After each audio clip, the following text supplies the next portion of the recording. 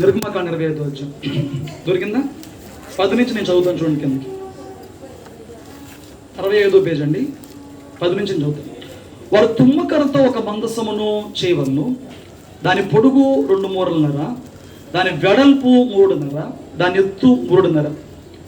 దేంతో చేయాలంట? దాని మీద మేలిమి బంగారు రేకు పొదిగింపవలను, లోపల వెలుపల దానికి పొదిగింపవలను. దాని మీద బంగారు జవను చుట్టూ కట్టవలను. దానికి 4 బంగారు ఉంగరములను పోతపోసి ఒక పక్కన 2 ఉంగరములు, ఎదుటి ప్రక్కన 2 ఉంగరములు ఉన్నట్లు దాని 4 కాళ్లకు వాటిని వేయవలను. తుమ్మకర్రతో మోతకర్రలను చేసి వాటికి బంగారు రేకులను పొదిగించి వాటితో ఆ మందసమును మోయుటకు ఆ ప్రక్కల మీద ఉంగరములలో ఆ మోతకర్రలు దూర్చవలను. ఆ మోతకర్రలు ఆ మందసపు ఉంగరములలోనే ఉండవలను, వాటిని దాని వద్ద నుండి తీయకూడదు. ఆ మందసములో నేను నీకు ఇచ్చు శాసనములు ఉంచవలను. మరియు నువ్వు మేలిమి బంగారుతో కరుణాపీఠమును చేయవలను. దాని పొడుగు 2 మూరలున్నర, దాని వెడల్పు 3.5, మరియు 2 బంగారు కెరూబులను చేయవలను. కరుణాపీఠం యొక్క 2 కొనలను నకీషు పనుగా చేయవలను. ఈ కొనను 1 కెరూబును, ఆ కొనను 1 కెరూబును చేయవలను. కరుణాపీఠమును దాని 2 కొనల మీద కెరూబులు దానితో ఏకాండముగా చేయవలను. ఆ కెరూబులు పైకి విప్పిన రెక్కలు గలవే. కరుణాపీఠమును తమ రెక్కలతో కప్పుచుండగా వాటి ముఖములు ఒండింటికి ఎదురుగా ఉండవలను. ఆ కెరూబుల ముఖములు కరుణాపీఠము తట్టును ఉండవలను. నువ్వు కరుణాపీఠమును ఎత్తి ఆ మందసం మీద ఉంచవలను. నేను నీకు ఇచ్చు శాసనములను ఆ మందసములో ఉంచవలను. అక్కడ నేను నిన్ను కలుసుకుని కరుణాపీఠం మీద నుండి శాసనములు గల మందసం మీద నుండి 2 కెరూబుల మధ్య నుండి నేను ఇజ్రాయెల్ నిమిత్తము మీకు ఆజ్ఞాపించే సమస్తమును నీకు తెలియచెప్పేదును. స్తోత్రం చెప్దామా? ఈ వాక్యంలో దేవుడు మనతో మాట్లాడును గాక. మీకు గ్రూప్లో ఆల్రెడీ నేను దీనికి సంబంధించిన ఇమేజెస్ పెట్టాను, ఒకసారి ఓపెన్ చేస్తారా? ఇదంతా మీకు క్లియర్ కట్గా అది అర్థమయ్యేలాగా ఉండాలని అంటే ఒకసారి ఈ ఇమేజ్ ఒకటి తీయండి. ఈ ఇమేజ్ ఉంది కదా, ఒకసారి కనపడలేదు. ఓన్లీ ఒకసారి ఈ యొక్క పెట్టెనే దేవుడు మందసమని పిలిచి దీనిని చేయమని మోషేకి ఆజ్ఞాపిస్తున్నాడు. ఎలా చేయాలి, ఎన్ని మూరలు ఎత్తు, ఎన్ని మూరలు వెడల్పు, ఎన్ని మూరలు పొడుగు, ఇవన్నీ కూడా చెప్తున్నాడు. ఇవన్నీ కూడా చూడండి. పాత నిబంధన కాలంలో చాలా మందికి సొలొమోను మందిరం గురించి తెలుసు, కానీ ప్రత్యక్ష గుడారం గురించి చాలా మంది తెలియదు. సొలొమోను మందిరం కంటే ముందు దేవుడు ఇలా అన్నాడు, నేను మీ మధ్య నివాసం ఉండునట్లు మీరు నాకు పరిశుద్ధ స్థలం నిర్మించండి. ఆయన ఏం చేస్తా అన్నాడు? నివాసం. మనల్ని ఏం చేయమన్నాడు? నిర్మించమన్నాడు. దానికి ఏమేమి కావాలో, ఎలా ఉండాలో మొత్తం ఆయనే చెప్పుకుంటూ వచ్చాడు. ఏమేం కావాలని చెప్పన్నాడు? వెలుపటి ఆవరణంలో బలిపీఠం కట్టు, దాన్ని కొంచెం దాటినాకేమో గంగాళం కట్టు, తర్వాత దేవాలయము తెరలతో నిర్మించి దానిలో 2 భాగాలు, ఒకటి పరిశుద్ధ స్థలము, అతి పరిశుద్ధ స్థలము. ఈ మొదటి పరిశుద్ధ స్థలంలోకి వెళ్ళడానికి తెరలు ఉంటాయి, పరిశుద్ధ స్థలాన్ని అతి పరిశుద్ధ స్థలాన్ని వేరుపరచడానికి కూడా తెరలు ఉంటాయి. ఓకే, పరిశుద్ధ స్థలంలో ఏమున్నాయండి? దీపవృక్షం, సన్నిధి రొట్టెల వల్ల ధూపవేదిక. ఇప్పుడు ప్రతిదాన్ని మనం ధ్యానించుకుంటూ వచ్చాం. బలిపీఠం అంటే సమర్పణ జీవితం. యేసయ్య మన కోసం ఆయన ఎలాగ సమర్పించుకున్నాడో మనం కూడా మన జీవితంలో యేసయ్య సమర్పించుకోవాలి. గంగాళం అనగా శుద్ధీకరణ జీవితం. నిత్యము తన వాక్యము చేత మన జీవితాన్ని శుద్ధీకరించుకుంటూ ఉండాలి. లేకపోతే శుద్ధీకరించకుండా పరిశుద్ధంలోకి చచ్చిపోతారంట. చూపించిన రెఫరెన్స్ అన్ని మీకు. సో గంగాళము అనుదిన శుద్ధీకరణకు సూచనగా ఉంది. దాని దాటి ముందుకెళ్తే దీపవృక్షము దేనికి సాదృశ్యంగా ఉంది? పరిశుద్ధాత్మ యొక్క నింపుదలతో నువ్వు వెలిగించబడి ఆయన సేవ కొరకు ఉపయోగపడే దానికి సాదృశ్యంగా ఉంది. దాన్ని దాటిన తర్వాత రొట్టెల బల్ల ప్రభుత్వ సహవాసముకు ఆయన బల్లకు సాదృశ్యంగా మనకి ఉంది. దాన్ని దాటితే ధూపవేదిక ప్రార్థనా జీవితానికి సాదృశ్యంగా ఉంది. దాన్ని దాటితే మళ్ళీ అడ్డతెర వచ్చిందండి. అడ్డతెర దాటినాక ఇప్పుడు ఈ మందసం ఉన్న ప్రాంతాన్ని అతి పరిశుద్ధ స్థలం అని పిలుస్తారు. ఏమని పిలుస్తారు? అతి పరిశుద్ధ స్థలం. ఇప్పుడు ఏం చెప్పాడు? ఒక చెక్క పెట్టి చేయండి. చూసారా? పెట్టి చేసి ఏ కర్రతో చేయాలంట? తుమ్మకర్రతో. మొత్తం తుమ్మకర్రతో చేసి దాని మీద లోపల బయట కూడా బంగారం పొదిగించమన్నాడు. బంగారం పొదిగించిన తర్వాత దాన్ని మోసుకుని వెళ్ళటానికి ఉంగరాలు చేసి మోతకర్రలు పెట్టమన్నాడు. మోతకర్రలు కూడా అయిపోయిన తర్వాత మీకు ఈ కెరూబులు కనబడుతున్నాయా? పైన కెరూబులు కనబడుతున్నాయి. కెరూబులు అంటే ఏంటి? దేవదూతలు. ఈ దేవదూతలంట నకీష్ పనిగా అంటే అచ్చుపోసినట్లుగా, అచ్చుపోస్తాడు చూడండి, అతికించడం కాదు, అచ్చుపోస్తాడు చూడండి. అచ్చుపోయడం అంటే ఏంటి? ఒక ముద్రని ఏర్పరచుకుని దాని నకీష్ పనుగా ఈ యొక్క కెరూబులంట 2 రెక్కలు విప్పుకోవాలి, ఒకదానికొకటి ఎదురుగా చూడాలి, వాటి ముఖములు ఈ కింద తట్టుకు చూసేలాగా వాటిని నిర్మించమన్నాడు. మీరు అర్థమైందా? అక్కడ మనం చూసుకున్న ఎక్స్ప్లెనేషన్ అంతా 20 బొమ్మలో చూసుకుంటే చెక్కబెట్టదుగో పెట్టి ఎత్తు కొలతలతో మోతకర్రలు ఉంగరాలు సర్వమైపోయినాయి. పైన ఉండే దాని పేరు కరుణాపేట. పైన ఉండేది ఏంటండి? కరుణాపేట. స్తోత్రం చెప్పండి. బాగుంది. ఇప్పుడు ఈ కరుణాపేట దగ్గర ఏం జరుగుతుంది? ఈ మందస్థం దగ్గర ఏం జరుగుతుంది చూడండి. ఇది అతి పరిశుద్ధ స్థలం. జాగ్రత్త వినండి, కొంచెం ముందుకెళ్తే నేను లోతుకు తీసుకెళ్ళగలుగుతాను. మీరు డిస్టర్బ్ అయితే మీరు అర్థం చేసుకోండి. పరిశుద్ధ స్థలంలోనికి అనుదినము యాజకుడు వెళ్ళాలి. పరిశుద్ధ స్థలంలోనికి అనుదినము యాజకుడు వెళ్ళాలి. ఈ దీప వృక్షము దాని నూనె అయిపోకుండా, ఈ ఒత్తులు ఆ నుసి మంటను ఆరిపివేయకుండా ఎప్పటికప్పుడు దాన్ని కత్తిరించుకుంటూ దాన్ని బాగు చేసుకుంటూ ఉండాలి. స్తోత్రం చెప్పండి. పరిశుద్ధ స్థలంలోనికి నిత్యము వెళ్ళాలి, అనుదినము వెళ్ళాలి, పగలు సాయంత్రం వెళ్ళాలి. యాజకుడు పరిశుద్ధ స్థలంలో నిత్యము పని చేయాలి. కానీ దేవుడు పెట్టిన కండిషన్ ఏంటంటే అతి పరిశుద్ధ స్థలంలో రెప్ప పాటు కూడా చూడకూడదనంట. ఏంటండి అతి పరిశుద్ధ? ఒకసారి చూడండి, సంఖ్యాకాండంలో ఆ మాట ఉంటుంది. నేను చెప్పకూడదు కదా సొంతంగా, ఇది కూడా 4వ అధ్యాయము 20వ వచనం.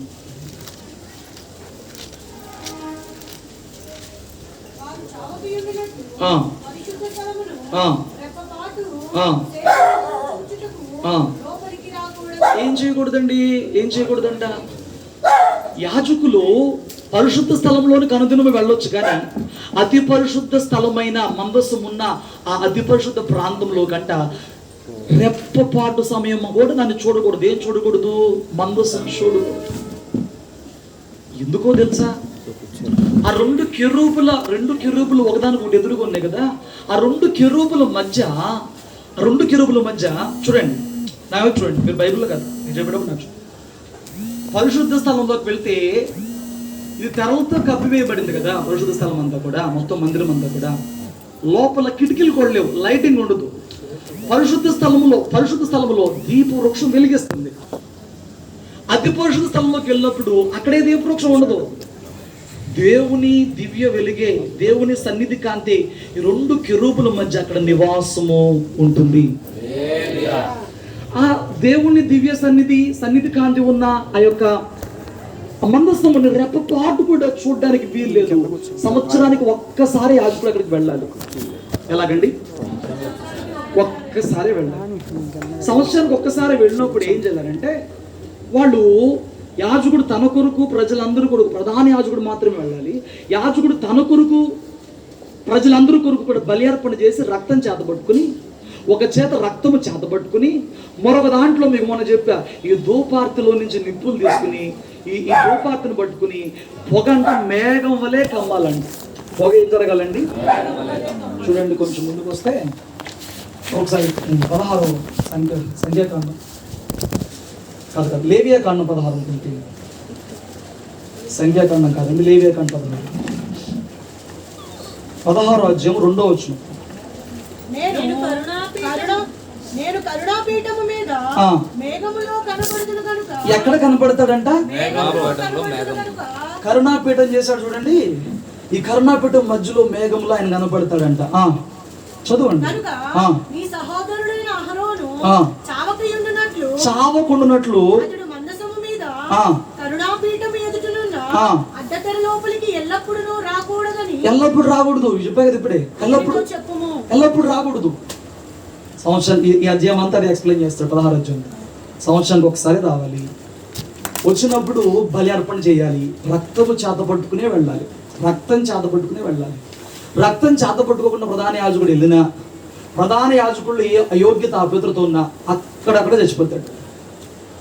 బైబిల్లో రాసలేదులే కానీ సావుకులు చెప్పినప్పుడు నేను విని గుర్తుపెట్టుకున్న అంశాలు, ప్రధాన యాజకుడు సంవత్సరానికి ఒకసారి వెళ్ళినప్పుడు ఒక రోప్ కట్టుకుంటాడు, అంటే ఒక తాడు కట్టుకుంటాడు.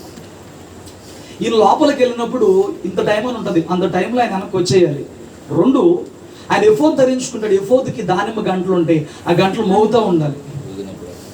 ఇన్ టైం ఇటు రాకపోయినా ఆ గంటలు మోగకపోయినా ఈ బయట ఉన్న వాళ్ళు అర్థం చేసుకునేది ఇటు పోయాడు, బయట ఉన్న వాళ్ళు అర్థం చేసుకునేది ఏంటంటే ఇటు పోయాడు. ఎందుకంటే గంటలు మోగట్లా, ఇన్ టైంలో వెనక రాలా, ఇటు పోయాడు అని చెప్పి వీళ్ళు వెళ్ళకూడదు కాబట్టి ఆ తాడిని ఆ బాడీ కట్టుబడిన ఆ తాడిని పట్టుకుని ఆయన వెనక్కి లాగేస్తారంట. అంత అతి పరిశుద్ధము మందస్సము అనేది. మరి దాని దగ్గరికి ఎలా వెళ్ళాలి? ఒకటి, రక్తం చేత పట్టుకుని వెళ్ళాలి. 2:12 చూడండి. యెహోవా సన్నిధినున్న ధూపపీఠము మీద నుండి ధూపార్తుడి నిప్పులను తన పిడికిళ్లతో పరిమళ ధూప చూర్ణమును తీసుకొని అడ్డతెర లోపలికి వాటిని తెచ్చి తాను చావకుండునట్లు ఆ ధూపము మేఘము వలె ఆ ధూపము మేఘము వలె శాసనముల మీదనున్న కరుణాపీఠమును కమ్ముటకు యెహోవా సన్నిధిని ఆ అగ్ని మీద ఆ ధూప ద్రవ్యమును చూడండి. ఒకటి ఇతను రక్తం చేతపట్టుకు వెళ్ళాలి, ఇతను పక్షంగా గొర్రెపిల్ల బల్ల లేకపోతే ఈయన వెళ్ళలేడు. 2, మేఘమంత ధూమం అక్కడ రావాలి. ధూప వేదికలో నుంచి ఈ సుగంధ ద్రవ్యాలు తీసుకుని ధూపం వేసినప్పుడు అంటే ఎంత పొగ రావాలంట? మేఘం కమ్మినంత పొగ రావాలి. ఆ పొగ కలిగి ఉంటేనే ఇతను లోపలికి వెళ్ళగలడు, లేకపోతే మళ్ళీ వెళ్ళినా కానీ చచ్చిపోతాడు. అంటే ఏంటి? ఆయన సన్నిధిని సమీపించేటప్పుడు ప్రధాన యాజకుడు బలమైన ప్రార్థనా జీవితం కలిగి చేరాలి, క్రీస్తు రక్తం చేతబట్టుకునే చేరాలి, లేకపోతే ఆయన సన్నిధిలో ప్రధాన యాజకుడైనా కానీ చచ్చిపోతాడు. కుదిరి చెప్పండి. మరి కొత్త నిబంధన కాలంలో ఏం చేశాడంటే, పాత నిబంధన కాలంలో సంవత్సరానికి ఒకసారి ప్రధాన యాజకుడు మాత్రం రక్తం చేతబట్టుకుని వెళ్ళేవాడు కరుణాపీఠం దగ్గరికి, కృపాసనం దగ్గరికి, దేవుని సన్నిధి దగ్గరికి. కానీ కొత్త నిబంధన కాలంలో ప్రతి ఒక్కరికి క్రీస్తు రక్తం ప్రోక్షించి ఆ క్రీస్తు రక్తాన్ని బట్టి రోజు మనకు ధైర్యముగా దేవుని సన్నిధికి వస్తున్నాం. సరే, మీకు ఇంకొంచెం లోతుగా చెప్తాను జాగ్రత్తగా. ఇది మందసం గురించి పాటించాల్సిన విధానం. ఇప్పుడు ఈ మందసం దగ్గర ఏమేం జరుగుతుందంటే, నా మాట జాగ్రత్తగా రండి. ఒకటి, మనకి 25 అధ్యాయం ఆయన చెప్పాడంటే, నేను నీకు ఇచ్చిన శాసనాలు ఆ పెట్టులో పెట్టండి అన్నాడు. ఏం చేయాలంట? ఏంటా శాసనాలు? మోషే గారు కొండ మీద దేవుని చేరాత చేత పొందుకున్న 10 ఆజ్ఞలు 2 రాతి పలకలు తీసుకొచ్చి ఆ శాసనాల పెట్టులో పెట్టాలి. ఆ పెట్టులో శాసనాల పలకలు ఉన్నాయి. 1. 2, ఈ కరుణాపీఠం మధ్య నేను నిన్ను కలుసుకుంటాను అన్నాడు, నివాసం ఉంటాను అన్నాడు, మాట్లాడతాను అన్నాడు. ఏం జరుగుతుందంట? కలుసుకుంటాడంట, నివాసం ఉంటాడంట, మాట్లాడేవాడు కూడా అయి ఉన్నాడంట. చూడండి, మీకు అర్థమయ్యేలా చెప్పాలంటే రిఫరెన్స్ ప్రకారంగా సంఖ్యాకాండము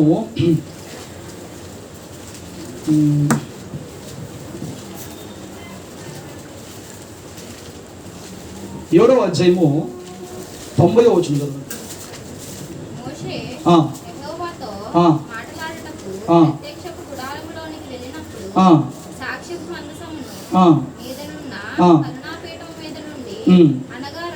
రెండు కెరూబుల నడుమ నుండి స్తోత్రం చెప్పండి. ఎక్కడి నుంచి మాట్లాడుతానంట? మోషే ప్రత్యక్ష గుడారంలోకి పోయినప్పుడల్లా 2 కెరూబుల మధ్య నుండి ఆ మందసము దేవుని సన్నిధి ఉన్న చోటు నుంచి దేవుడు మాట్లాడతాడనంట. దీపవృక్షం దగ్గర కాదు, రొట్టెల బల్ల దగ్గర కాదు, ఆయన మందసం దగ్గర తన ప్రజలతో యాజకుడు వెళ్ళినప్పుడల్లా మాట్లాడే దేవుడే ఉన్నాడు. స్తోత్రం చెప్పండి. ఇంకొంచెం లోతుకెళ్దాం. ఇప్పుడు ఈ కరుణాపీఠంలో పలకలు ఇచ్చాడు. పలకలు ఎందుకో నేను చెప్తాను. ఇప్పుడు ఈయన కెరూబులు చేయమన్నాడు. చూడండి, ఏం చేయమన్నాడు అంటే ఏంటి? దేవదూతలు చేయమన్నాడు. ఈ దేవదూతలు 2 ఇలా రెక్కలు విప్పుకుని ఆ పీఠం వైపు చూస్తూ ఉంటే 2 ఎదురుగా ఈ రెండింటి మధ్యలో ఉన్న ఆ యొక్క స్థలంలో నుంచి ఆ వెలుగు, అక్కడ ఏ యొక్క దీప వెలుగు కాదండి, దేవుని సన్నిధి కాంతి ఆ మధ్యలో ఉంటే ఆ మధ్యలో నుంచి అంట ప్రభువు తన ప్రజలతో మాట్లాడేవాడే ఉన్నాడంట. ఇప్పుడు ఇది ఎందుకు చెప్పాడు అని అంటే, అక్కడ దేవుడు బయలుపరుస్తున్న విషయం ఏంటంటే, పరలోకములో ఆయన కెరూబుల మధ్య నివాసం ఉంటున్న దేవుడే ఉన్నాడు. ఆయన ఎక్కడ నివాసం ఉన్నాడు? పరలోకంలో. పరలోకంలో ఎక్కడ ఉంటాడు? సింహాసనం మీద. ఒక నిమిషం, సింహాసనం మీద. మీకు తెలిసినంత వరకు యెషయా గ్రంథం 6వ అధ్యాయంలోకి వెళ్తే అతిపురుష స్థలంలో దేవుని మందసం ఉండాల్సిన చోట సింహాసనం మీద ప్రభువు కూర్చోడు. ఆయనకు పైగా కెరూబులు ఎగురుతూ ఆయన్ని పరిశుద్ధుడు పరిశుద్ధాన్ని కనపరచడం, ఇది మీకు బాగా తెలిసిన అంశమే, అవునా కదా? అవును. అయితే మీకు తెలియని ఒక విషయం చూపిస్తాను రండి. ప్రకటన గ్రంథం ఒకసారి, ప్రకటన గ్రంథం 5 ఇంకా 4వ అధ్యాయము, ఒక్క నిమిషం, 4వ అధ్యాయము 5వ వచనం నుంచి కింద చదవండి.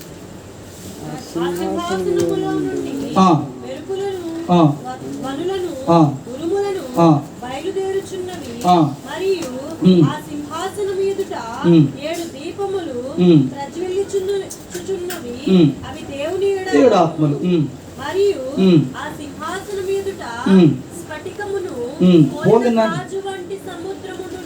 సముద్రం ఉన్నట్టు ఉండెను. ఇది చూడండి, ఆ సింహాసనముకు మధ్యను సింహాసనము చుట్టూను ముందును వెనుక కన్నులతో నిండిన 4 జీవులు ఉండెను. స్తోత్రం చెప్పండి. మీకు అర్థం కాలేదా? జాగ్రత్త. పరలోకంలో దేవుని సింహాసనము, దాని మీద ఆయన ఆశ్రుడై ఉన్న రీతి మనకు అర్థం కావాలంటే యెషయా గ్రంథం 6వ అధ్యాయం మాత్రం చదివి ఆపేయకుండా యెహెజ్కేలు గ్రంథం 1, 2, 3 అధ్యాయాల్లోనూ ప్రకటన గ్రంథంలోనూ ఆయన పరలోకంలో ఎలా ఉంటాడు అన్నీ ఒక చోట కూర్చుకుంటే కానీ మనకు అర్థం కావు. ఆయన ఉన్న స్థలం అంటే నేలమయమైన సముద్రం వంటి ప్రాంతం ఆయన ఉన్నది. యెహెజ్కేలు గ్రంథంలో ఈ నేలమయమైన ప్రాంతం కింద కెరూబులు ఉంటాయి, ఈ నేలమయమైన ప్రాంతం పైన సింహాసనం ఉంటుంది. యెహెజ్కేలు గ్రంథంలో అక్కడికే చెప్పాడు. ప్రకటన గ్రంథంలోకి వచ్చినాక ఏదైతే యెహెజ్కేలు గ్రంథంలో నీలమయమైన సముద్రం వంటి దానిపైన సింహాసనం ఉందన్నాడు, యెషయా గారు ఏదైతే సింహాసనం చూశాడన్నాడో ఆ సింహాసనం అంట 4 కెరూబులు సింహాసనం మధ్యలో వెలుపట, అంటే 4 పక్కల ఆ సింహాసనం 4 కెరూబులు మోస్తున్నాయి. ఆ సింహాసనాన్ని 4 కెరూబులు కూడా మోస్తుంటే ఆ కెరూబులు మోయిచున్న సింహాసనం మీద యేసయ్య ఆసనుడే కూర్చున్నాడు. ఇది అర్థమైందా? ఇప్పుడు పాతకాలంలో రాజుగారికి ప్రయాణం చేసేటప్పుడు లేకపోతే రాణిలు ప్రయాణం చేసేటప్పుడు పల్లకీలు మోసేవాళ్ళు. ఈ 4 పల్లకీని పట్టుకుంటే మధ్యలో ఆ రాజు రాణి కూర్చునేవాళ్ళు. ఈ 4వ అధ్యాయంలో మనం చూసుకుంటే యేసయ్య అత్యున్నత సింహాసనం ఉందే, ఆ సింహాసనముని 4 జీవులు మోస్తా ఉన్నాయి బ్యాలెన్స్డ్గా. వాటి భుజములు కాసి ముందు ఒక కెరూబు ముందుకి, ఒక కెరూబు ఇటు పక్క, ఒక కెరూబు అటు పక్క, మధ్య వరకు కూడా 4 బ్యాలెన్స్డ్గా సింహాసనాన్ని మోస్తా ఉన్నాయి. ఆయన కెరూబుల మీద నివాసం ఉంటున్న దేవుడే ఉన్నాడు. దీనికి సాదృశ్యంగా ఈ కరుణాపీఠం దగ్గర కెరూబులు చెయ్యి ఆ మధ్యలో నేను ఉంటానని చెప్పి ఆ మధ్యలో నుంచి మోషేతో మాట్లాడుతున్న దేవుడే ఉన్నాడు. అర్థమైందా?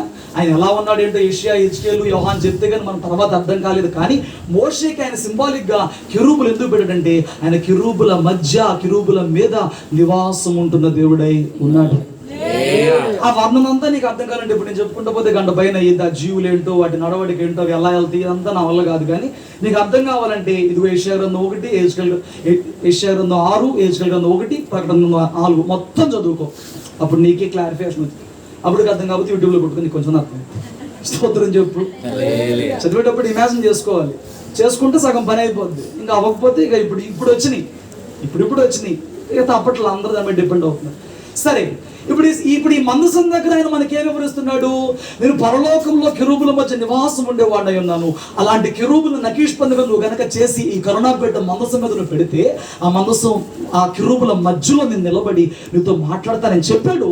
చెప్పినట్లుగా ఇదిగో మోషే వెళ్ళినప్పుడల్లా కూడా అక్కడ మధ్యలో ఉండి ప్రభు అంట మోషేతో ఏం చేయాలో, ఎలా ఉండాలో, ఎలా వెళ్ళాలో సర్వ విషయాలు కూడా అక్కడి నుంచి వారికి ఆజ్ఞాపిస్తున్న దేవుడే ఉన్నాడు. ఇది మందసం గురించి కొంచెం చెప్పుకుంటా పోతే చాలా రోజులు పట్టింది. నేను కొన్ని విషయాలు చెప్పి ముందుకు వెళ్తాను. ఇది మందసం. అయితే ఈ మందసం దేనికి సాదృశ్యంగా ఉంది? దేవవృక్షం అంటే ఏంటో చెప్పాను, బలిపీఠం అంటే ఏంటో చెప్పాను, దోపేది ఇవన్నీ చెప్పాను. ఈ మందసం దేనికి సాదృశ్యంగా ఉంది అన్నమాట.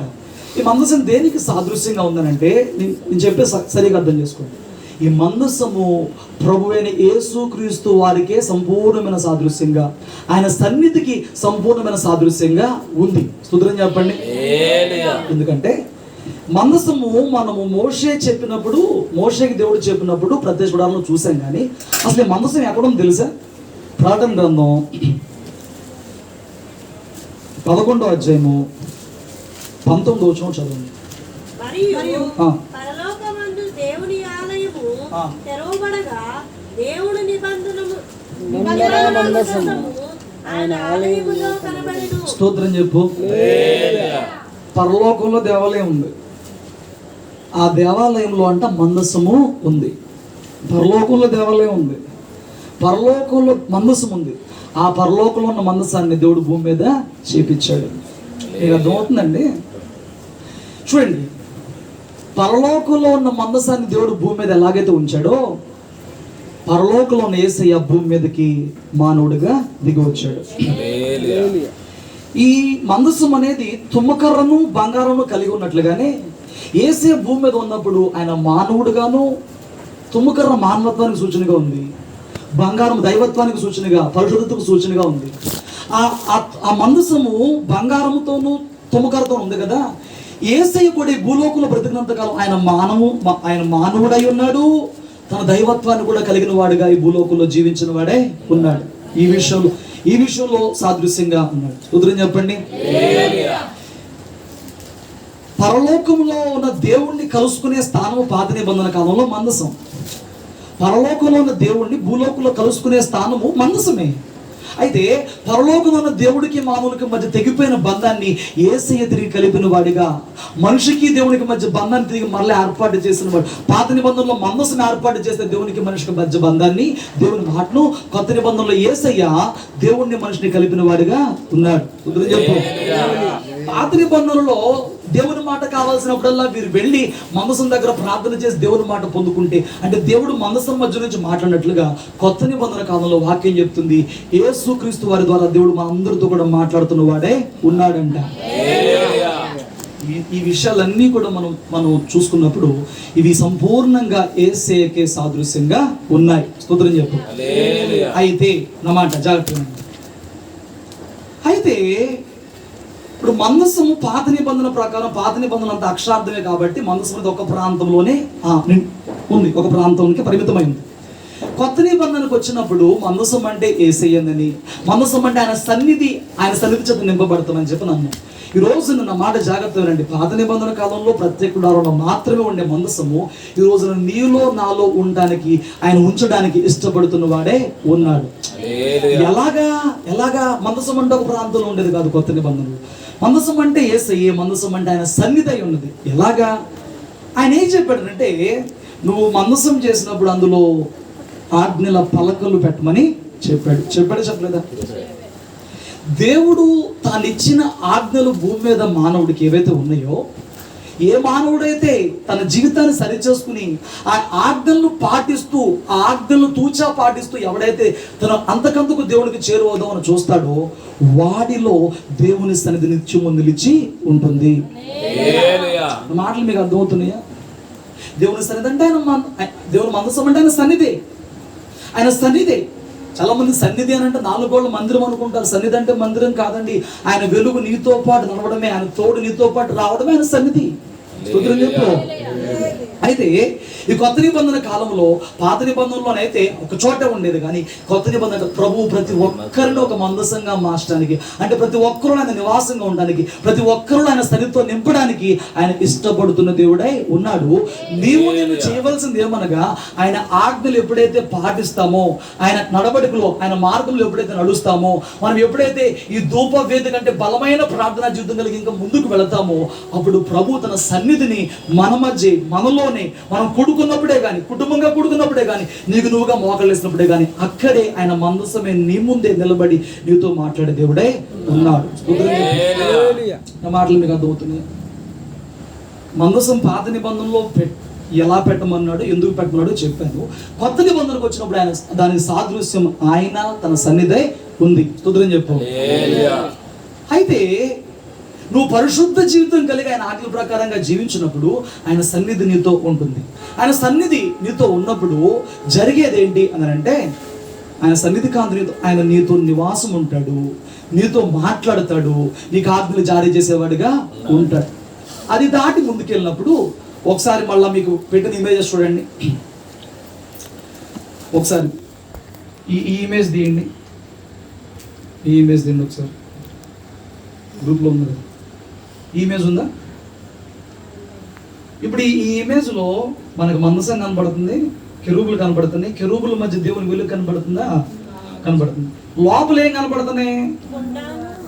ఓ కుండ కనబడుతుంది, 2 రాతి పలకలు కనబడుతున్నాయి, ఓ కర్ర కనబడుతుంది. వాస్తవానికి 25 అధ్యాయులు ఏం చెప్పాడు యేసయ్య? ఇప్పుడు 25 అధ్యాయులు ఏం పెట్టమన్నాడు యేసయ్య? కేవలం శాసనాల పలకలే పెట్టమన్నాడు మందసంలో. చక్కగా అర్థం చేసుకోండి. 25 అధ్యాయులు నేను మీరు చదివినప్పుడు అక్కడ మన్నా పాత్ర గురించి కానీ, అక్కడ ఆరోను కర్ర గురించి కానీ అక్కడ ప్రస్తావన రాదు. రాకపోయినా మరి ఈ ఇమేజ్లు ఎందుకు పెట్టారు? ఈ బొమ్మలు ఎందుకు పెట్టారు అని అంటే హెబ్రీ పత్రిక 9లో చెప్పాడు. ఎందుకు చెప్పాడు అని అంటే దేవుడు 25 అధ్యాయులు చెప్పలేదులే, కానీ ఆ తర్వాత కొన్ని సందర్భాల్లో ఈ మందసం లోపల మన్నాను పెట్టమన్నాడు, ఈ మందసం లోపల ఇంకా ఆరోను కర్ర పెట్టమన్నాడు. ఎందుకు పెట్టమన్నాడు? అవి పెట్టడం మనకి ఏమి నేర్పిస్తున్నాయి ఆ విషయాలు మీకు చెప్పి, ఆయన మందస్సము అనగా ఆయన సన్నిధి చేత నింపబడిన వాడు ఈ లోపల ఎలాంటి జీవితం కలిగి జీవిస్తాడో కూడా నేను చెప్పి రాత్రి ముగించి పదలోకి వెళ్తాను. స్తోత్రం చెప్పండి. ఇప్పటి వరకు కొంచెమే చెప్పాక చాలా మంది చరిత్ర. ఈ కొంచెం అర్థమైందా? మందస్సం ఎందుకు చేయమన్నాడు, మందస్సము చేసినప్పుడు దాన్ని ఎలా అప్రోచ్ అవ్వాలి, దాని దగ్గరికి ఎలా వెళ్ళాలి, వెళ్ళిన వాడి కలుగుతున్న ఫలితం ఏంటి, ఎట్లా వెళితే వాడు బ్రతికి వస్తాడు, ఇవన్నీ మీకు అర్థమైనయా? ఓకే, స్తోత్రం చెప్పండి. అయితే దేవుడు అందులో 3 పెట్టమన్నాడు. అసలు 25 అధ్యాయులు మాత్రం కేవలం రాతి పలకలే పెట్టమన్నాడు. ఎందుకు అని అంటే ఎవడు తన ఆజ్ఞల ప్రకారం జీవిస్తూ పరిశుద్ధత కలిగి ఉంటాడో వానిలోనే దేవుడు తన కాంతిని, తన సన్నిధిని, తన మందసాన్ని నింపేవాడుగా ఉన్నాడు. అది దానికి సాదృశ్యం మరణం. అయితే ఆ తర్వాత ఈ 2 వచ్చినాయి. ఏ 2 వచ్చినాయి? ఆరోను చిగురించిన కర్ర ఒకటి వచ్చింది, మన్నగలిప. ఎందుకు వచ్చినాయి చూడండి. సంఖ్యాకాండం 17వ అధ్యాయం తీసినప్పుడు 17వ అధ్యాయం మొదటి నుంచి చదవచ్చు. యెహోవా మోషేకు ఇలాగ సెలవిచ్చెను, ఏమంట? నీవు ఇశ్రాయేలుతో మాట్లాడి వారి యొద్దనొకనొక పితరుల కుటుంబములకు ఒక్కొక్క పితరుల కుటుంబానికి ఒక్కొక్క కర్రగా, అనగా వారి ప్రధానులందరి యొద్ద వారి వారి పితరుల కుటుంబముల చొప్పున 12 కర్రలను తీసుకొని ఎవరి కర్ర మీద వారి పేరు రాయము. లేవీ కర్ర మీద అహరోను పేరు రాయవలెను.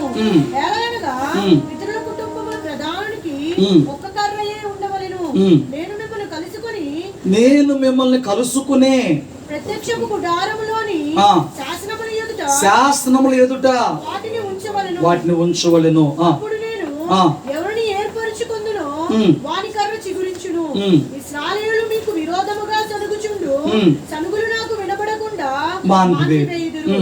కాబట్టి మోషే ఇశ్రాయేలుతో చెప్పగా వారి ప్రధానులందరూ తమ తమ పితరుల కుటుంబముల్లో ఒక్కొక్క ప్రధానునికి ఒక్కొక్క కర్ర చొప్పున 12 కర్రలను అతనికి ఇచ్చిరి. అహరోను కర్రయు వారి కర్రల మధ్య నుండెను. మోషే వారి కర్రలను సాక్షాత్తు గుడారములో యెహోవా సన్నిధిని ఉంచెను. మరునాడు మోషే సాక్షాత్తు గుడారములోనికి వెళ్ళి చూడగా లేవి కుటుంబపుదైన అహరోను కర్ర చిగురించి ఉండెను. అది చిగురించి పువ్వులు పూసి బాదం పండ్లు గలదాయెను. స్తోత్రం చెప్పండి. శాసనముల పలక తర్వాత అందులో ఇంకా 2 ఉన్నాయి. ఆ 2 ఏంటంటే అహరోను చిగురించిన కర్ర. అయితే ఎందుకు పెట్టమన్నాడు ఏంటంటే ఈ 16వ అధ్యాయానికి వచ్చేటప్పటికి ఏం జరిగిందనంటే వాళ్ళు అంటారు, నువ్వు మాకేమి పాలిథిన్ ప్రపంచ దేశం తీసుకురాలేదు, మేము అందరం దేవుని బిడ్డలే, మేము అందరం యోగ్యులమే, మీరే పరిచయం చేసి మీరే యాజకత్వం చేసి మీరే నడిపించి అంత మీ పెత్తనం ఏంటి, మీ పెత్తనం మాకొద్దు, మేమే యాజకత్వం చేసుకుంటాం, మేము ఐగుప్తు పోతామని చెప్పని ఈ దాతాను, అభిరాము, కహతు వీళ్ళందరూ లెగిశారు యాంటీగా ఎదురుబడి. అప్పుడు దేవుడు ఏం చేశాడనంటే వాళ్ళందరినీ కూడా భూగర్భంలో పాతాళానికి అప్పచెప్పేశాడు. అప్పచెప్పిన వీళ్ళ సనుగులు మానలా. అప్పుడు మోషేకి దేవుడు చెప్తున్నాడు, వీళ్ళందరూ అర్థం చేసుకోవాల్సిన ఒక విషయం ఉంది. నా మందస్సము యొద్ద నా ప్రత్యక్ష గుడారంలో యాజకత్వం చేసే పని వాడు కోరుకున్న దాన్ని బట్టి కాదు, వాడు ఆశపడిన దాన్ని బట్టి కాదు, నేను ఎంచుకున్న దాన్ని బట్టి వాళ్ళకి అర్థం అవ్వాలి. మిగతా గోత్రాల వాళ్ళు మేమెందుకు యాజకత్వం చేయకూడదని చెప్పి నీ తిరుగుబాటు మొదలైంది కదా నీకు. వాళ్ళందరూ అర్థవంతంగా నేనే లేవి గోత్రాన్ని ఏర్పరచుకున్నానని చెప్పని అర్థమయ్యేలాగా నువ్వు ఒక పని చెయ్యి. ఏం చేయను ప్రభువా? అందరి దగ్గర కర్రలు తీసుకుని వాళ్ళ గోత్రాల పేర్లు ఆ కర్రల మీద రాపించు. అందరి దగ్గర కర్రలు తీసుకుని గోత్రాల పేర్లు రాపించు. ఆ రాపించిన ఆ కర్రలన్నీ తీసుకొచ్చి నువ్వు మందసం ఎదురు పెట్టు అని చెప్పన్నాడు. అందరి పేర్లు రాపించాడు. లేవి గోత్రానికి పెద్ద అహరోనే కాబట్టి అహరోన్ పేరు రాశారంట. మీరు చూడండి, ఇప్పుడు కర్ర అంటే ఏంటి? అది చెట్టు నుంచి వేరైపోయి దాని కొమ్మలు అన్నీ పోయి నున్నగా మన చేతిలో వాడుకోవడానికి ఉపయోగపడేది కర్ర. లేకపోతే అలాగున్న జీవం కోల్పోయిందే కర్ర అంటాం, లేకపోతే కొమ్మ అంటాం. బ్రతుకుంటే కొమ్మే అంటాం. అది ఎండిపోయి దాని జీవం కోల్పోయిందని కర్ర అంటాం. వీళ్ళు ఏం తెచ్చి పెట్టారు మనసం దగ్గర? ఏం తెచ్చి? కర్రలు తీసుకొచ్చి పెట్టారు. ఆ రాత్రి అయిపోయింది. ఆ ఉదయం అయినప్పుడు అంట వాళ్ళు లెగిసి చూస్తే మోషే లోపలికి వెళ్ళి కర్రలు పేర్లు రాశారు. మళ్ళీ ఇక్కడ ఏం మాత్రం లేకుండా అన్ని పేర్లు రాశారు. ఆయన బయటకు తెచ్చి ఒక్కొక్కరు చూపిస్తే మిగతా ఈ రూబేను, షిమ్యోను, ఇస్సాకారు, గాదు, జబులు, నఫ్తలి ఈ మిగతా గోత్రాల కర్రలన్నీ కర్రలుగానే ఉన్నాయి. కానీ అహరోను కర్ర అంట పొద్దున్నే కల్లా రాత్రి అక్కడ పెడితే సాయంత్రం పోనీ ముందు రోజు అక్కడ పెడితే తెల్లారి కల్లా అదంట ఆకులు వచ్చినాయి, పువ్వులు వచ్చినాయి, కాయలు వచ్చినాయి, చిగురించింది. స్తోత్రం చెప్పండి. ఈ కర్ర ఏం సూచిస్తుందంటే పాత నిబంధన కాలంలో యాజకత్వము ఆయన ఎన్నుకున్న వారిది. అనగా దేవుని పరిశుద్ధ స్థలములో పరిచర్య చేసే భాగం యాజకులదే. ఆ యాజకులు అనగా ఆయన ఎన్నుకున్న వాళ్ళదే అని చెప్పి సూచిస్తూ కొత్త నిబంధనకు వచ్చినాక ఆ ప్రధాన యాజకుడు యేసయ్యే అని చెప్పని సూచిస్తుంది. పాత నిబంధనలో యాజకుడు, ప్రధాన యాజకుడు అహరోనే, అందుకు అహరోను కర్ర చిగురించింది. కొత్త నిబంధనలోకి వచ్చినప్పుడు ఆ అహరోను, ఆ ప్రధాన యాజకుడు ఎవరో కాదు, ఆ ప్రధాన యాజకుడు యేసయ్యే. స్తోత్రం చెప్పండి. ఎందుకు ప్రధాన యాజకుడు యేసయ్యే అని అంటే అన్నమాట, మనిషి అన్నోడు చనిపోయినాక మరలా జీవం రాదు. ఏసే తన జీవాన్ని, ఆ కర్రలో ఎట్లాగైతే జీవం లేదో ఏసే కూడా తన జీవాన్ని కోల్పోయాడు, ప్రాణాన్ని పణంగా పెట్టేశాడు, తన జీవం లేని వాడిగా మార్చబడ్డాడు. కానీ భూగర్భంలో పెట్టబడిన తర్వాత ఆయన భూలోకంలో తండ్రికి లోకానికి మధ్య యాజకత్వానికి చేయడానికి వచ్చిన ఒక యాజకుడు వలె ఉన్నాడు. కాబట్టి ఆ మరణానికి అప్పచెప్పబడిన యేసయ్య మరలా మూడో దినమునకి సంపూర్ణమైన జీవంతో లేపబడిన వాడుగా ఉన్నాడు. ఆ కర్ర క్రీస్తు పునరుద్ధానాన్ని కూడా సూచించిందిగా ఉంది. రాబోతున్న క్రీస్తు ప్రధాన యాజకత్వానికి, క్రీస్తు యొక్క పునరుద్ధానానికి. పునరుద్ధానం అంటే ఏంటి? కోల్పోయిన జీవము తిరిగి మరలా ఒక నూతనంగా పొందుకోవడమే కదా పునరుద్ధానము. ఈ కర్రలో జీవము లేదు, కానీ దేవుని సన్నిధి దగ్గరకు వచ్చినప్పుడు ఆ కర్ర ఎవరినైతే కోరుకున్నాడో ఆ కోరుకున్న యాజకుడి కర్ర చిగురించినట్లుగా యేసయ్య ఈ భూలోకములో తండ్రికి లోకానికి మధ్య యాజకత్వం వహించేవాడుగా వచ్చి తన సొంత రక్తాన్ని తీసుకుని అక్కడికి వెళ్ళిన వాడుగా ఉన్నాడు. కాబట్టి ఆయన పాపము లేనివాడు, ఆయన మరణించి పునరుద్ధానుడే తిరిగి లేచిన వాడిగా ఉన్నాడు. అయితే ఇందులోని ఒక పాఠం ఏంటనంటే, భూలోకంలో ఎవడైతే దేవుని సన్నిధి కలిగి జీవిస్తాడో వాడు కూడా మరణించిన తర్వాత, ఈ భూలోకంలో ఎవడైతే దేవుని సన్నిధి కలిగి జీవిస్తాడో వాడు కూడా మరణించిన తర్వాత, వాడు భూలోకంలో దేవుని సన్నిధి కలిగి జీవించిన కారణం చేత ఈ జీవం కోల్పోయిన కర్ర ఎట్లాగైతే చిగురిచ్చిందో, ఈ మరణానికి అప్పచెప్పబడిన మానవుడు ఒక దినమున చిగురిస్తూ పునరుద్ధానంలో మహిమ శరీరంతో తిరిగి లేపబడేవాడై ఉన్నాడు. అర్థమైందా మీకు ప్రాసెస్ అంతా? ఈ కర్ర ఎందుకనంటే అక్కడ యాజకత్వం ఎవరితో దేవుడు నిర్ణయిస్తానికి అక్కడ ఆ కర్రను పెట్టించాడు దేవుడు. దాన్ని ఈ బాదం పూల గురించి మనం ఇర్మియా గ్రంథంలో కూడా చూసుకుంటే, నేను సేవకు పిలిచానని చెప్పడానికి అక్కడ ఆ కళలో ఇర్మియా కూడా ఈ బాదం పూలు చెట్టుని చూపిస్తాడు సాదృశ్యంగా. ఇదంతా మనం మళ్ళీ వేరే వెళ్ళిపోద్ది. అయితే అక్కడ గొడవ మాన్పివేయడానికి దేవుడు 12 కర్రలు పెడితే 12 గోత్రాల్లోంచి లేవి గోత్రాన్ని ఎన్నుకున్నాడు. అనగా యాజకత్వం ఎప్పుడు మన ఇష్టం చొప్పున చేసేసేది కాదులే, కానీ దేవుని ఎన్నిక, దేవుని ఏర్పాటు చొప్పునే యాజకత్వము సేవ అనేది జరగాలని. వాళ్ళందరూ మేం చేయొచ్చు కదా, నువ్వు ఎందుకు ఆరోను పెట్టామన్నారు? కాదు, దేవుని ఎన్నిక నిరూపించడానికి 1, 2 క్రీస్తు పునరుద్ధానికి సాదృశ్యము, 3 ఈ అహరోను కర్ర. నీవు కూడా మందసము అనే దేవుని సన్నిధి కలిగి జీవించిన వ్యక్తివైతే నీవు కూడా పునరుద్ధానంలో పాలు పొందుకునేవాడుగా ఉంటావని సాదృశ్యంగా ఆ మందసములో అహరోను చిగురించిన కర్ర ఉంది. నీకు అర్థమైందా? చెప్పాలి, స్తోత్రం చెప్పండి. ఇంతవరకు అర్థమైందా? మందసము క్రీస్తుకి సాదృశ్యంగా ఉంది. తుమ్మకరతో చేయాలి, అది ఆయన మానవత్వం. బంగారం పొదిగించాలి, అది ఆయన దైవత్వం. కరుణాపీఠం పెట్టాలి, ఎందుకంటే కిరూబుల మధ్య నివసించేవాడు. ఆ కిరూబుల మధ్యకి సంవత్సరానికి ఒక్కసారి వెళ్ళాలి. వెళ్ళినప్పుడు ప్రభు అక్కడ కలుసుకుంటాడు, ప్రభు అక్కడ మాట్లాడతాడు, ప్రభు తన చిత్తం బయలుపరిచేవాడిగా ఉన్నాడు. ఇది పాత నిబంధనలు. అయితే ఆత్మీయార్థంగా కొత్త నిబంధనలోకి వచ్చినప్పుడు ఏ శాసన పలకలైతే ఆ మందసములో పెట్టబడ్డాయో ఆ శాసనములు లోకములో పాటించి పరిశుద్ధంగా నువ్వు జీవిస్తే దేవుడు నీలోనే ఒక మందసముగా నివాసం ఉండేవాడే, అనగా తన సన్నిధి చేత నీలో నింపబడేవాడే ఉన్నాడు. 2, అందులో రాతి పలకలతో ఆపకుండా అహరోను చిగురించిన కర్ర కూడా వచ్చింది. అహరోను చిగురించిన కర్ర ఏం చెప్తున్నానంటే, యాజకత్వం నీ ఇచ్చిన బట్టి కాదు, సేవ నీ ఇచ్చిన బట్టి కాదు, అది దేవుని ఏర్పాటును బట్టి ముందుకెళ్ళాలని ఆ కర్ర చెప్తుంది.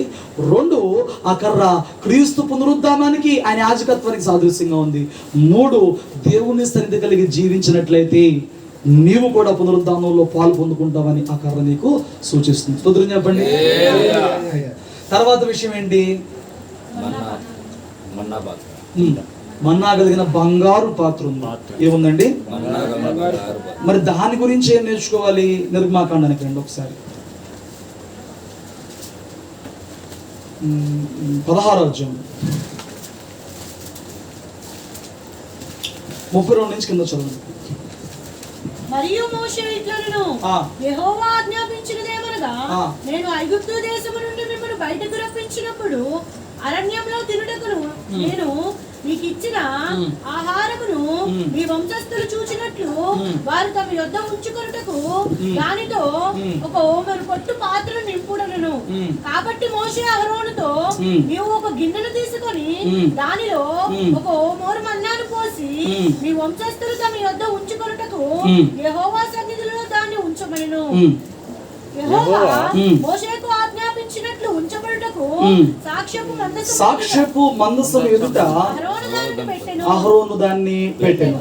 ఇశ్రాయేలు నివసింపవలసిన దేశమునకు తాము వచ్చి 40 ఏండ్లు మన్నానే తినుచుండిరి. స్తోత్రం చెప్పండి. మందసము సంపూర్ణంగా క్రీస్తుకు సాదృశ్యంగా ఉంది.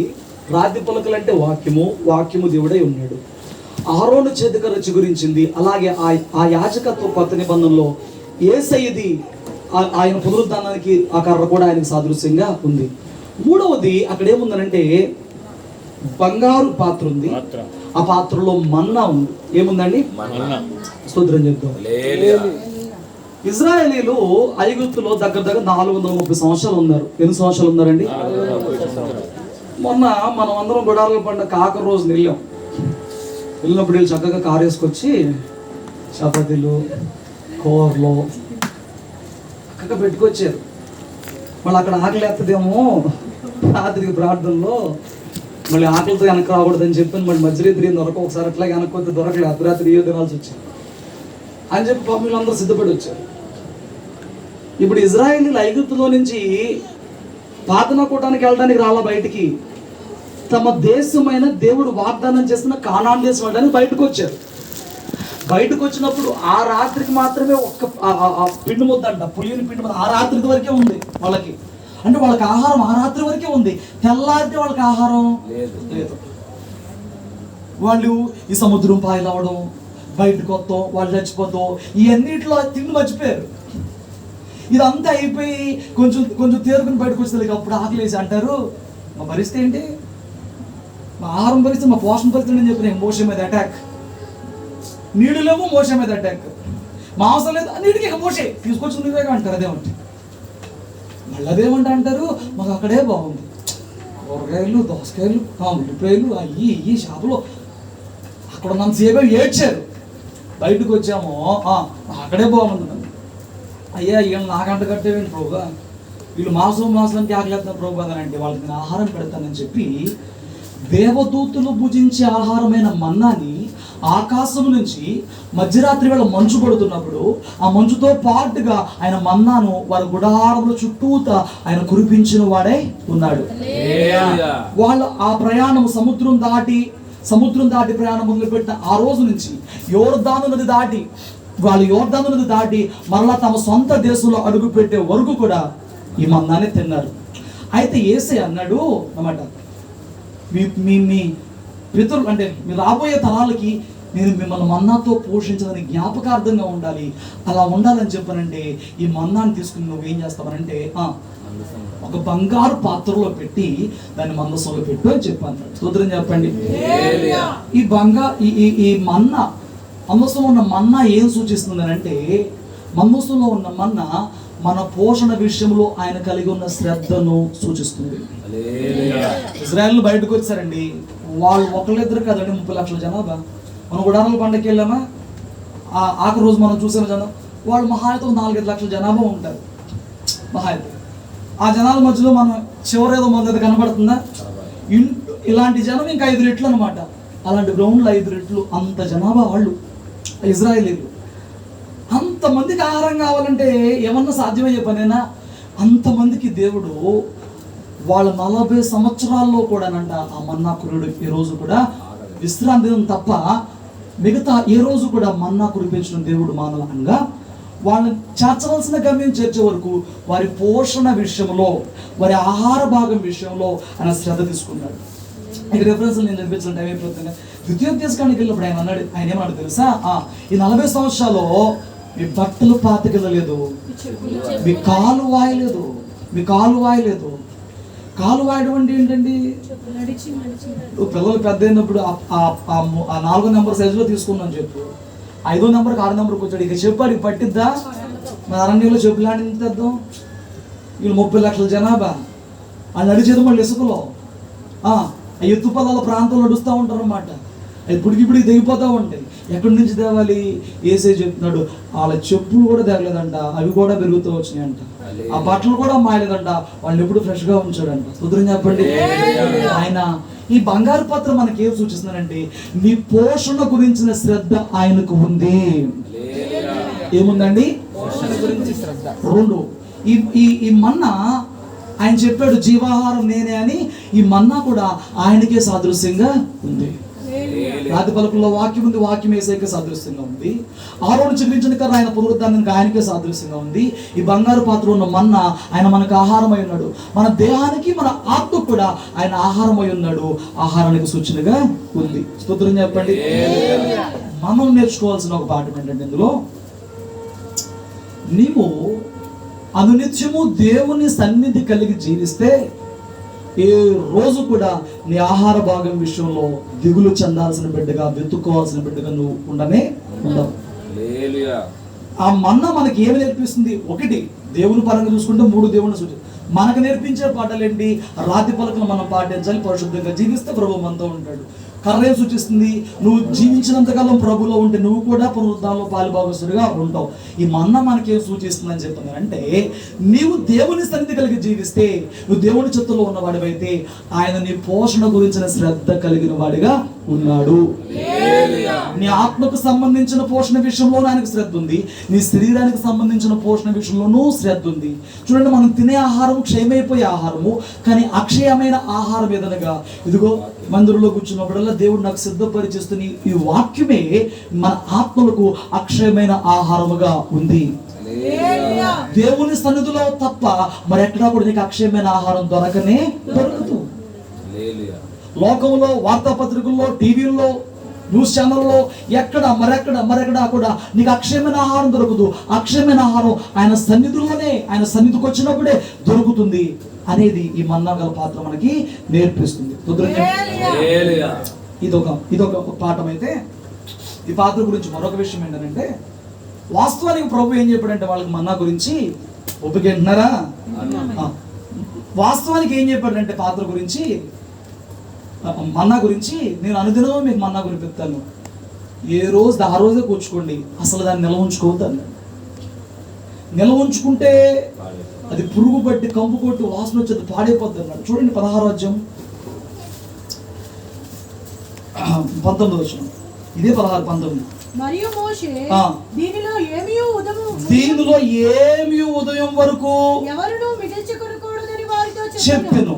అయితే వారు మోషే మాట వినక కొందరు ఉదయం వరకు దానిలో కొంచెం మిగిల్చుకుంటారు. ఆ కాలంలో, ఈ కాలంలో ఏది చెప్పు దానికి అగైనెస్ట్ గా చేసే క్యాండిడేట్లు ఉంటారు. కాలం మారిన మనుషులు మాత్రం మారరు. చెప్పే గొడవ చెప్పేది అక్కడ చేయొద్దు అక్కడ చేయొద్దు, ఇది చెప్పేది చేసేది కొంతమంది. చేసేమన్నా సాధిస్తారా? 7వ రోజు వెళ్ళొద్దురా అన్నాడు, వెళ్ళి ఖాళీ డెప్పలు తిరిగి వచ్చాడు. తెల్లారి గుంజుకోవద్దురా అన్నారు, ఉంచుకుని వాసన కమ్ము కొట్టి పారేశారు. వద్దురా అన్నది చేస్తే నీకేం మిగలదో. వీళ్ళు ఏం చేశారంట, మోషే చెప్పాడు ఇది దేవుడు మీకు ఇచ్చిన ఆహారం పండుగ చేసుకోండి, కానీ ఈ రోజు అరవ చెప్తాడు, ఈరోజు అరవ మీరు మిగిల్చుకోవద్దనంటే అది తెలివిగా వాళ్ళు ఉంటారు. ఎట్టాగెందుకు చేయాలి, ఎట్టెందుకు చేయొద్దు, చెయ్యి చెప్తే మిగలదు అంతే. మాస్టర్ గారు అన్ని కుళ్ళిపోతాడు, మేమేం ఎంజాయ్ చేయనివాడు, అది వద్దంటాడు, ఇది వద్దంటాడు, అది వద్దంటాడు, ఆయన చూడు మమ్మల్ని ఎంజాయ్ చేయనివాడు అనుకునే రకాలు కొంతమంది ఉంటారు కొన్ని చోట్ల. చెయ్యి ఏం మిగలదు చివరికి. వద్దు అని అంటే కుళ్ళిపోతానంతో కాదు, అది నీకు మంచిది కాదు, ఏం మిగలని అర్థం. కొంతమంది అట్లా తీసుకుంటే మనం ఏం చేయలేం. ఇదిగో ఇలాంటి బ్యాచ్ అనమాట. వాళ్ళు కూడా తెల్లారిదాకా మిల్చుకుంటే కమ్ము కొట్టేసినారు. అయితే ఇప్పుడు ఇక్కడ పాఠం ఏంటి అని అంటే, వాళ్ళు తెల్లారిదాకా మిగుల్చుకున్న ఈ మన్నా పాడైపోయింది, కానీ మందసంలో పెట్టబడిన మన్నా 1000 సంవత్సరాలు అట్లాగే ఉంది. మరి అదేంటి, వాళ్ళు మిగుల్చుకున్న మన్నానేమో పాడైపోయింది, మందసంలో పెట్టిన మన్నానేమో అలాగే పాడకుండా ఉందని అంటే నా మాట, నువ్వు లోకంలోనే ఉంటే పాడైపోతూనే ఉంటావు. కానీ నీ అంతరంగము, నీ జీవితము, నీ ఆత్మీయత లోకంలో ఉన్నంత వరకు పాడైపోతులే. కానీ నువ్వు కనుక దేవుని సన్నిధిలోకి వచ్చి దేవుని సన్నిధిలో నిలకడ కలిగిన వ్యక్తిగా బ్రతుకుతూ ఉన్నట్లయితే కనుక నువ్వు ఎప్పటికీ పాడవని వ్యక్తిగా, నీ జీవితం పాడవకుండా, నీ కుటుంబం పాడవకుండా, నీ ఆత్మ పాడవకుండా ఆయన నిత్యము అలా నిలిపేవాడుగా ఉన్నాడు. ఈ బంగారు పాత్ర, ఆ మన్నా మనకు నేర్పిస్తున్న పాఠం ఏంటంటే, నీవు లోకంలో ఉండొద్దు, నువ్వు దేవుని సన్నిధిలో నిలిచి ఉండు, జీవిస్తూ ఉండు. అప్పుడు నువ్వు నిత్యము పాడవని జీవితాన్ని, పాడవని బ్రతుకుని కలిగిన వ్యక్తిగా ఉంటావు. స్తోత్రం చెప్పు గట్టిగా. అర్థమైందా మందసం గురించి? మందసం అంటే క్రీస్తుకే పోలిగ్గా ఉంది. మందసంలో ఉన్న 3 విషయాలు క్రీస్తునే పోలిగ్గా ఉన్నాయి.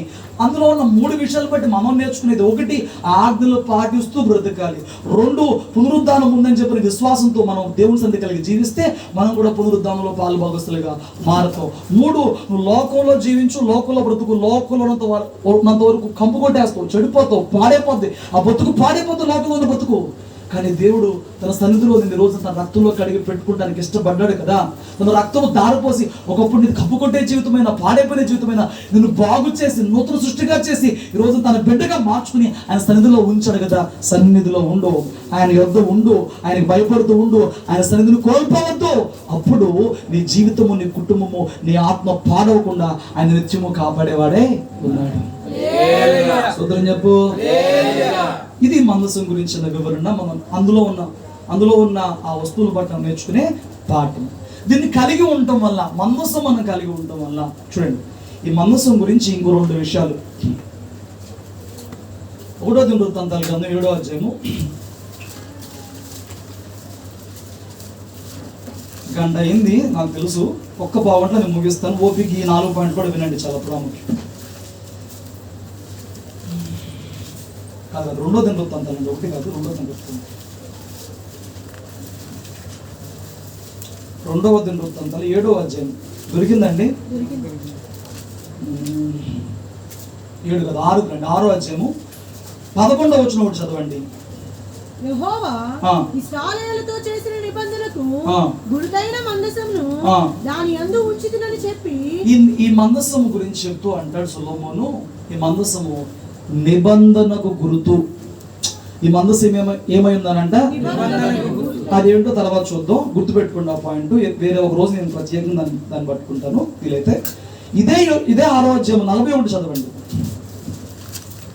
నా దేవా యెహోవా బలమునకు ఆధారమగు నీ మందసము దృష్టించినము. ఏంటిదంట మందసము? బలమునకు ఆధారము మందసము. నిబంధన గుర్తు పక్కన పెట్టే, దాన్ని ఇప్పుడు నేను కాల్చలేను. కానీ ఈ పాయింట్తో నేను ముగిస్తాను ఈ బోర్డుకి. ఇంకా చాలా ఉంది మందసం గురించి చెప్పుకోవాలంటే, చాలా అంశాలు ఉందని కదా. ఇక్కడ ఏం చెప్తున్నారు మందసం గురించి? నీ బలం, నా దేవా యెహోవా బలమునకు ఆధారమగు నీ మందసం. 132వ కీర్తన ఒకసారి తీయండి. ఇది ఇక్కడ ఉంచి 132వ కీర్తన 8 యెహోవా ఆ, లెమ్ము లెమ్ము నీ బలసూచకమైన బలసూచకమైన మందసముతో కూడా రమ్ము. స్తోత్రం చెప్పు. హల్లెలూయా. సొలొమోను అలాగే యాత్రికుడు అంటే దావీదు. సొలొమోను దావీదు భక్తులు మనకి చెప్తున్న మాట ఏంటంటే మందసం అనేది బలమునకు ఆధారము, మందసం అనేది బలమునకు సూచన. ఏమండి వినండి, ఈ విషయం కూడా నేను ముగిస్తాను. మందసం అనేది ఏమైందండి? ఒకటి బలములకు ఆధారము, రెండు బలములకు సూచనగా ఈ మందసం ఉందని భక్తులు, నేను కాదుగా చెప్తుంది, భక్తులు మనకు వివరిస్తున్న వారుగా ఉన్నారు. అనగా నీవు ఆయన ఆజ్ఞలు కలిగి జీవిస్తూ ఆయన సన్నిధి కలిగి అంటే ఆయన మందసం కలిగి ఉంటావు. ఎవరైతే ఆయన సన్నిధి కలిగి ఉంటారో వాళ్ళు బలము కలిగిన వారుగా ఉంటారు. మాట మీకు అర్థమైందా? ఎవరు తన సన్నిధి చేత నింపబడతారో, ఎవరు క్రీస్తును ధరించుకున్న వారుగా ఉంటారో, ఎవరిలో మందసమైన క్రీస్తు నివాసం ఉంటాడో వాళ్ళు ఆత్మ విషయంలో, దేవుని విషయంలో, దురాత్మతో పోరాడే విషయంలో, జీవితంలో నెట్టుకొచ్చే విషయం వాళ్ళు ఎందుకు వాళ్ళు బలవంతులు అవుతారనంటే వాళ్ళు స్వతహాగా బలవంతులు కాదు, మందసము వారిలో ఉంది, క్రీస్తు వారిలో ఉన్నాడు. ఆ మందసము బలమునకు ఆధారమై ఉన్నది, బలమునకు సూచనై ఉన్నది. స్తోత్రం చెప్పండి. బలమునకు సూచన ఉంటే ఏం జరిగింది తెలుసా? బలమైన కార్యాలు నీ జీవితంలో జరుగుతాయి. ఏం కార్యాలు జరిగినాయి? రెండు కార్యాలు చూపిస్తాను, అవి కూడా చూస్తారా? మందసములో బలం ఉంది, ఆ మందసాన్ని కలిగి మనం జీవించినప్పుడు బలమైన కార్యాలు మన జీవితంలో చూస్తాం. ఇది నేను ఆ సంఘటనలు కూడా ఎదురు పెడతాను. రెండు సంఘటనలు పెడతాను. ఒకసారి తీయండి. యెహోషువ గ్రంథము ఎక్కడికి రావాలి? యెహోషువ గ్రంథము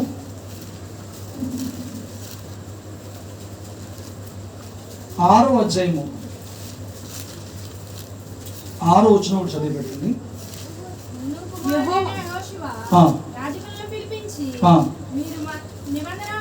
మీరు నిబంధన మందసమును ఎత్తుకొని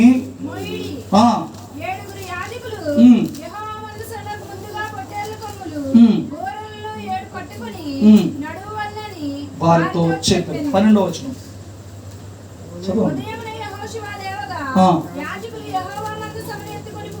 మోసిరి.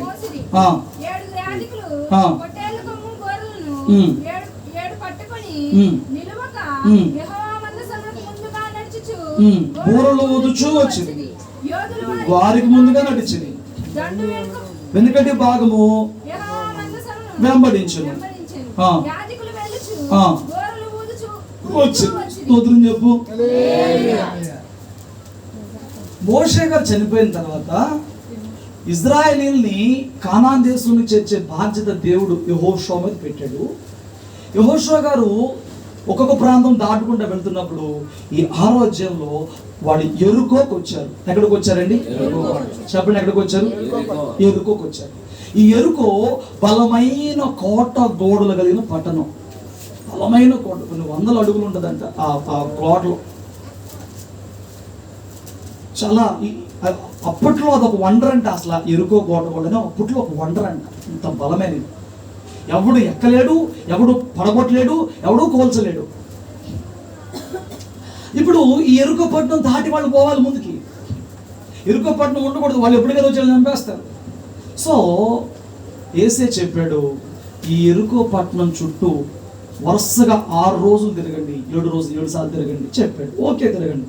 తిరిగేటప్పుడు వారికి ముందుగా మందస్సము పెట్టుకుని, యాజకులు మందసాన్ని మోస్తూ ఉన్నప్పుడు యాజకుల కన్నా ముందు బోర్లు ఊదేవాళ్ళు, వారికన్నా ముందు యోధులు నడుస్తుంటే యోధులు బోర్లు ఊదేవాళ్ళు, మందసం మోస్తున్న యాజకులు, ఆ వెనుక ఇజ్రాయేల్ దండంతా కూడా ఈ ఎరుకో చుట్టూ తిరగాలంట. అంటే వారు దేనిని కలిగి తిరుగుతున్నారు? ఎరుకో చుట్టూ మందస్సమును కలిగి. దేనిని వెంబడిస్తూ తిరుగుతున్నారు? ఎరుకో చుట్టూ మందస్సం. నీ జీవితంలో ఎరుకో లాంటి పరిస్థితులు, బలమైన గడ్డైన పరిస్థితులు ఉన్నప్పుడు నువ్వు మందసమైన క్రీస్తుని కలిగి, మందస్సము అనే అందులో ధర్మశాస్త్రము పలకలు కలిగి నువ్వు దాన్ని ఎదురుగా పెట్టుకుని, వాక్యం ఎదురుగా పెట్టుకుని నువ్వు కనుక ఆ సమస్యను చుట్టూ లేదా ఆ సమస్య మీద దేవుని ఎదురు తిరుగుతూ ఉన్నావు అనుకో, దాని పరిష్కారం కోసం దేవుని ఎదురు తిరుగుతూ ఉన్నావు అనుకో, జరిగేది ఏంటయ్యా అని చెప్తున్నానంటే 20వ వచనం చదవండి.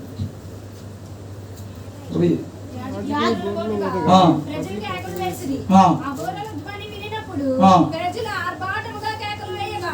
ప్రాకారాలు కూలిపోయినాయి. స్తోత్రం చెప్పండి. వాళ్ళు తమ భుజముల మీద మందస్సును కలిగి ఆ మందస్సును యాజకులు మోయచ్చు, బోర్లు వదుచు, యోధులు ముందు వెళుతూ అయిపోయిందా ముందు వెళ్ళుచు ఈ ప్రజలందరూ కూడా అంట మందస్సాన్ని వెంబడించి మందస్సాన్ని కలిగి ఆ ఎరుగో కోళ్ళ చుట్టూ తిరిగిన కారణం చేత 7వ రోజున 7 మార్లు తిరిగి వాళ్ళు కేకలు వేయంగానే వాళ్ళు అప్పటి వరకు మందస్సం కలిగి వెంబడించి నడిచిన వారే ఉన్నారు కాబట్టి వాళ్ళు కేకలు వేయంగానే ఆ ఎరుకో బలమైన కోటగోళ్ళన్నీ కూడా కూలిపోయినవిగా మార్చబడ్డాయి. నువ్వు మందస్సమును కలిగి దాన్ని వెంబడిస్తున్న బిడ్డగా ఉంటే, నువ్వు మందస్సమును కలిగి దాని నడిపింపులో ఉన్న బిడ్డగా ఉంటే, దాన్ని వెంబడించే బిడ్డగా ఉంటే, నీ జీవితంలో ఎటువంటి ఎదురొచ్చినా నీ యొక్క ప్రార్థనను బట్టి దేవుడు వాటిని కోలద్రోసేవాడిగా ఉంటాడు. అది బలమునకు ఆధారము, అది బలమునకు సూచనై ఉన్నది. ఇంకొక సంఘటన కూడా ఇదే యెహోషువ గ్రంథంలో ఉంటుంది, మీరు తీయండి. 3వ అధ్యాయానికి రండి. 3వ వచనం చదవండి. మీరు మీ దేవుడైన యెహోవా నిబంధన మందసమును యాజకులైన లేవీయులు మోసుకొని పోవుట చూచినప్పుడు మీరున్న స్థలములో నుండి బయలుదేరి దాన్ని వెంబడి వెళ్ళవలెను. ఏం చెప్తున్నాడు ఇక్కడ? యాజకులు మందసాన్ని మోసుకెళ్తా ఉంటే ఆ మోసుకు వెళ్తున్న యాజకుల్ని మీరు వెంబడించండి. మీకును దానికి దాదాపు 2000 ఎడముండవలను. మీరు వెళ్ళు త్రోవ మీరు ఇంతకు ముందు వెళ్ళినది కాదు, మీరు దాన్ని గుర్తుపట్టవలను కనుక ఆ మందసమునకు సమీపం.